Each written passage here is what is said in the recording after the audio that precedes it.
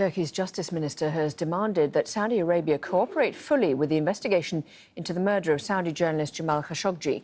It comes after Turkey revealed Khashoggi was strangled to death as soon as he entered the Saudi consulate in Istanbul on October the 2nd. Saudi Arabia is yet to respond to the revelations. The whole world's attention is on this matter, so it cannot be kept a secret. It's a concern for everyone, for the conscience of everyone. The world is calling for an answer. We're asking for the Saudi side to cooperate closely. They need to cooperate and support the inquiry so the matter can be resolved.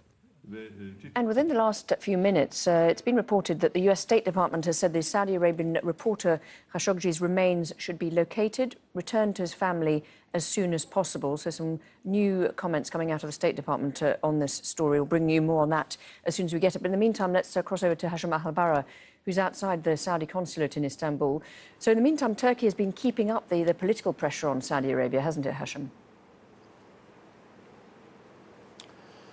Indeed, Lauren, and they're doing this for a purpose. But basically, they say that they have given the Saudi prosecutor 3 days to come back to them with more details, and that during the meetings, he was not really genuine about delivering all the promises made by the Saudi government about sharing crucial information with the Turkish government, particularly when it comes to who gave the order to kill Jamal Khashoggi and also the whereabouts of his remains. And now they're moving towards more political pressure.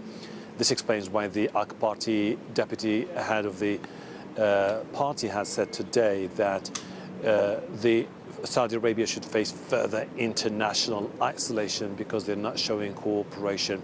For the Turkish government, this is quite a crucial moment. They need the remains of Jamal al-Khashoggi to finalize the indictment.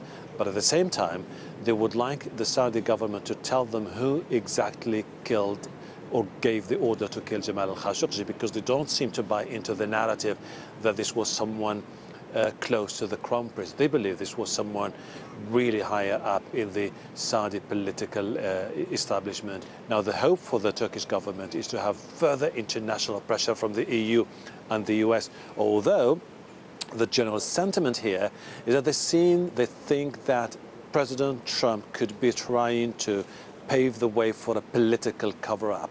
And this is why they are seeing an escalation in the rhetoric from the Turkish officials over the last 48 hours. Hashim Al-Bara, thank you very much indeed for that update. Well, the Washington Post has published a report revealing more information about a recent phone call that the Saudi Crown Prince made to Washington. Our White House correspondent Kimberly Halkett has more on that. The Washington Post is reporting that a telephone call between the Saudi Crown Prince Mohammed bin Salman and the president's son-in-law Jared Kushner, as well as National Security Advisor John Bolton, took place in the days after Jamal Khashoggi's disappearance. And what's notable is what the Crown Prince said in terms of describing the missing journalist. He described him as a dangerous Islamist. This is important to note that the timing of this happened before the kingdom publicly acknowledged that Jamal Khashoggi had in fact been murdered inside their consulate in Turkey, that in fact he had been killed in their custody. Now, the family of Jamal Khashoggi has made public a statement in which they say that the characterizations made about Jamal Khashoggi are dangerous, inaccurate, and ridiculous, and they deny that he was ever a member of the Muslim Brotherhood. Now, it's important to note that what we understand from an administration official that has spoken to the Washington Post is that it doesn't appear that the administration in any way embraced the claims that were being made or the accusations that were being made by the Saudi Crown Prince. But this certainly does look like a bit of an effort at damage control, somewhat two-faced, if you will, given the fact that very publicly the Saudi kingdom has in fact called the death of Jamal Khashoggi a terrible mistake and a tragedy. Now, of course, as the U.S. begins to consider further response, it already has taken some action. It has revoked the visas of 21 Saudi nationals connected to this case, and it is contemplating a more robust response. That is in addition to the sort of condemnation or critical concern that's been expressed by U.S. allies, including Germany, Britain, and France.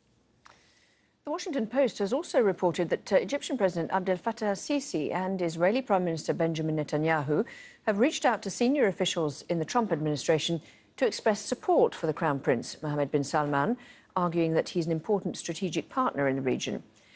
Meanwhile, in Paris, the lights of the Eiffel Tower have been turned off to mark the upcoming International Day to End Impunity for Crimes Against Journalists. The aim is to highlight the rights and freedoms of the press. It comes nearly 1 month after the killing of Jamal Khashoggi and at a time when threats against journalists are more widespread than ever.